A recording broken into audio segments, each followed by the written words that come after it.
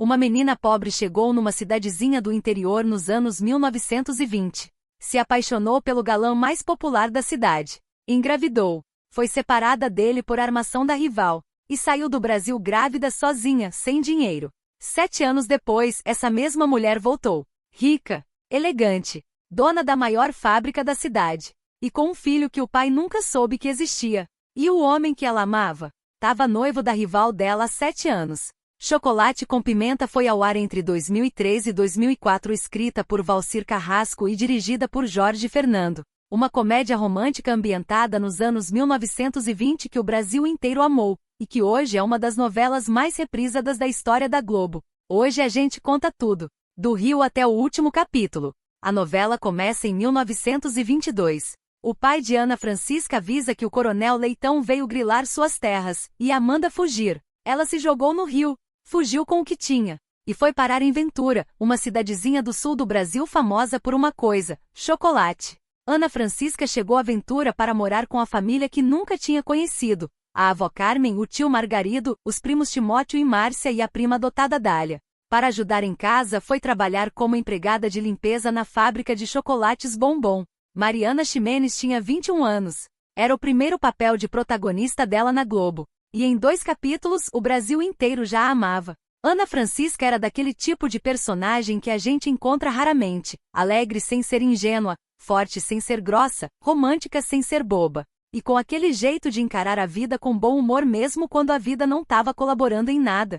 Ela não sabia, mas aquela fábrica ia mudar a vida dela de formas que nenhuma das duas podia imaginar. E então tem Danilo, sobrinho do prefeito, mais popular da cidade.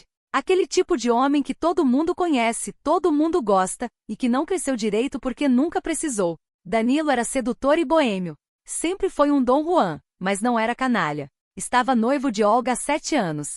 Olga, Priscila Fantin, a rival. A noiva que Danilo ficava prometendo casar e nunca casava. A mulher que fazia o estilo falsa e ingênua, com uma precisão que era quase admirável. Olga não era exatamente uma vilã. Fazia de tudo para se casar com Danilo.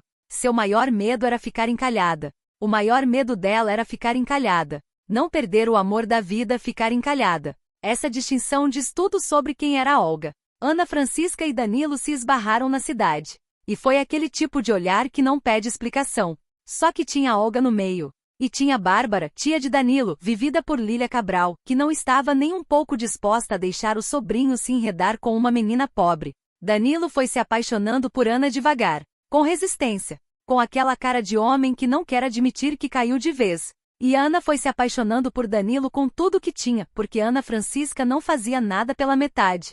E então Ana descobriu que estava grávida. Era a melhor e a pior notícia ao mesmo tempo. A melhor porque era o filho do homem que ela amava. A pior porque Olga e Bárbara não iam deixar essa história ter final feliz fácil. Uma armação de Olga e da tia de Danilo, Bárbara, provocou a separação do casal, e Ana não conseguiu contar a novidade ao namorado. Danilo ficou com a versão que Olga e Bárbara construíram. E Ana ficou sozinha, grávida, sem conseguir falar com ele. E foi aí que entrou Ludovico, Ari Fontoura, o dono da fábrica de chocolates, um senhor idoso, elegante e com um coração enorme.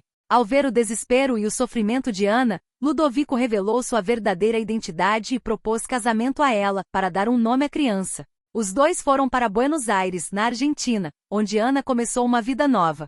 Lá, Ana recebeu aulas de etiqueta, dança e música, cortou os cabelos à última moda e ganhou vestidos finos e joias do marido, transformando-se numa linda e refinada mulher. A menina que chegou em Ventura com um avental de empregada virou uma senhora da alta sociedade portena, com um filho chamado Tunico, e com uma dívida para cobrar de volta em Ventura. Ludovico viu o nascimento do filho de Ana, mas morreu pouco depois com a saúde fragilizada. Ele foi bom, ele foi generoso, e o Brasil chorou quando ele foi embora, e porque raramente a novela te apresenta um personagem assim e deixa ele ir em paz.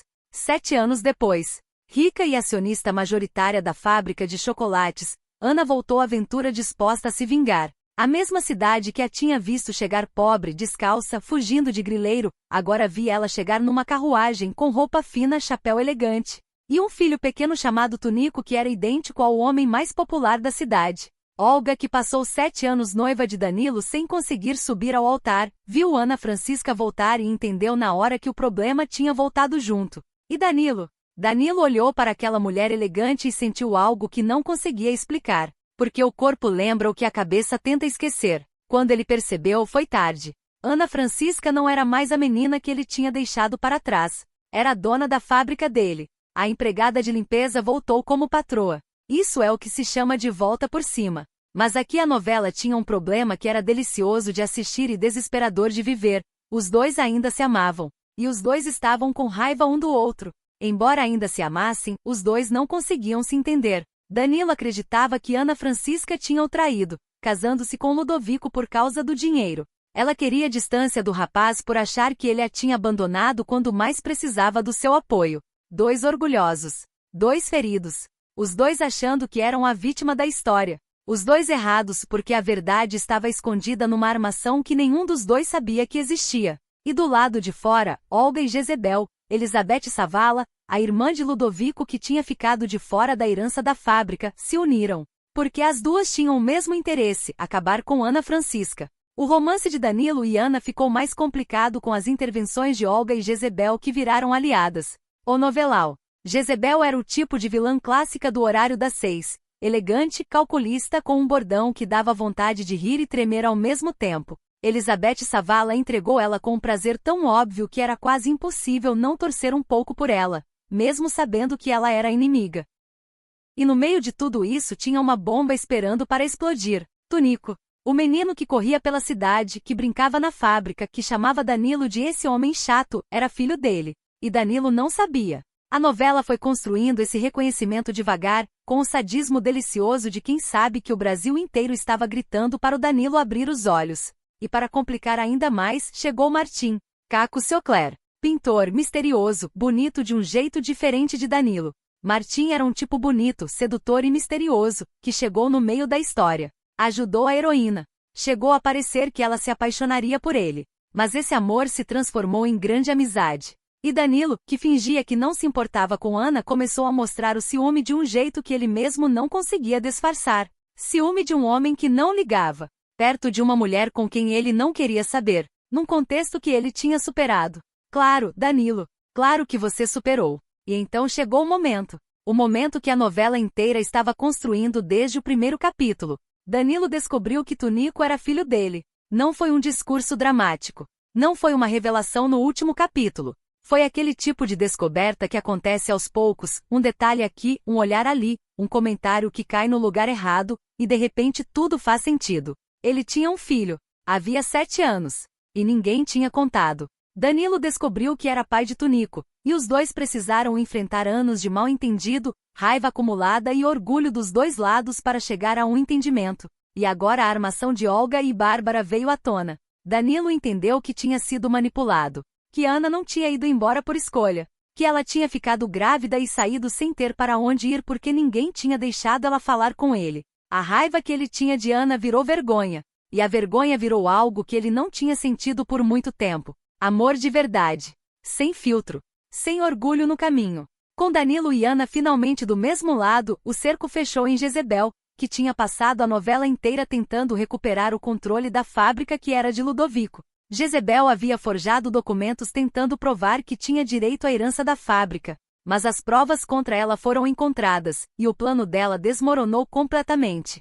E Olga? Olga, que passou 7 anos noiva de Danilo e outros tantos tentando destruir Ana, chegou ao final da novela sem o galã que queria, mas com alguém que sempre a amou de verdade. Olga acabou se casando com Peixoto, o soldado que sempre foi apaixonado por ela. Tem uma certa poesia nisso. A mulher que passou anos atrás de um homem que não havia, e que encontrou o final feliz com um homem que havia desde sempre e ela nunca tinha reparado. Ana e Danilo tiveram um final feliz com a chegada de mais uma filha. Ana colocou o nome da menina de Carmen, em homenagem à avó. No último capítulo, Ludovico apareceu para Ana pela última vez.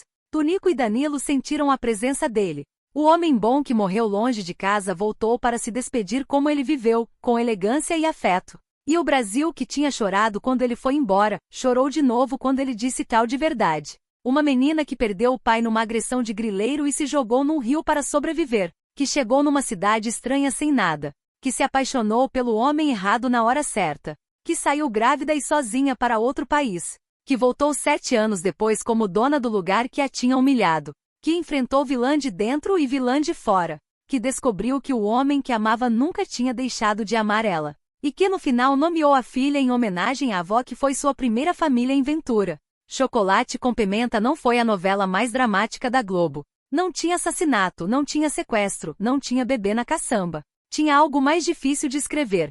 Gente real sendo feliz depois de ter sofrido muito. E isso o Brasil nunca cansa de assistir. A novela foi ao ar no horário das 18 horas, e foi reprisada 3 vezes na TV Globo e 1 vez no Viva. Porque algumas histórias a gente assiste mais de uma vez e sente tudo de novo como se fosse a primeira vez. Me conta, você é da época de 2003 ou conheceu Chocolate com Pimenta pela reprise? E qual personagem você mais amava, o Ludovico, a Ana Francisca ou o Danilo Teimoso?